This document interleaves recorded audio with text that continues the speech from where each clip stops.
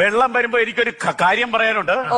ഈ മൊട്ടത്തലേനും ഈ പെണ്ണും പിള്ളയും കൂടെ 6 മണി കഴിഞ്ഞ് വൈകിട്ട് പൈപ്പിന്റെ ചുവട്ടിൽ കുത്തിയിരുന്നു.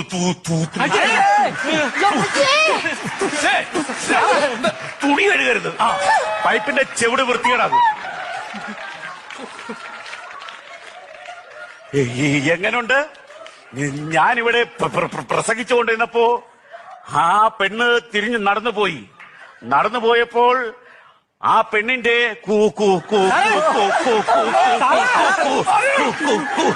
കൂടെ ആരും പോയില്ല. നല്ല സമാധാനമുള്ള ആൾക്കാർ.